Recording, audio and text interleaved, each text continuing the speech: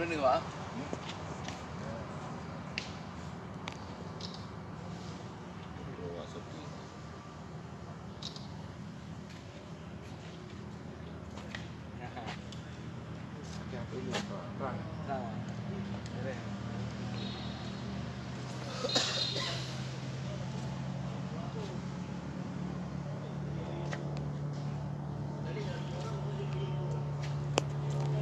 Ini di bed. Bapak tidur bed tu. Macam api. Kita jalan terus.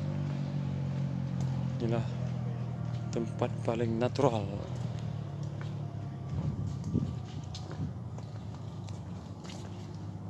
Siapa?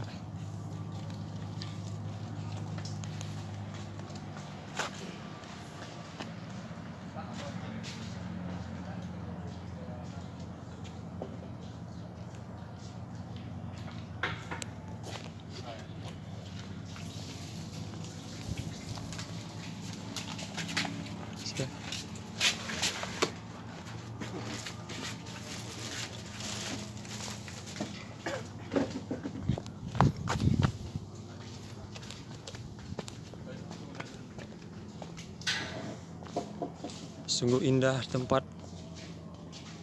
objek wisata.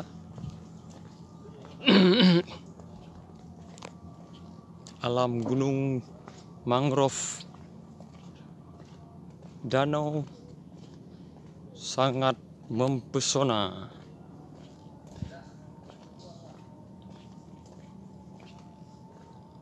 Hizopora mucronata.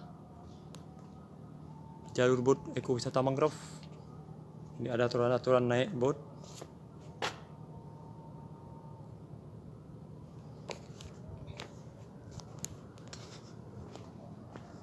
Kita akan naik ke jembatan atau tangga memantau ketinggian mangrove.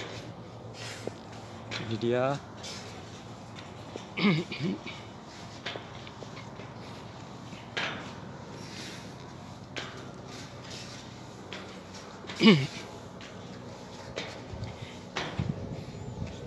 Ini tempat paling tinggi.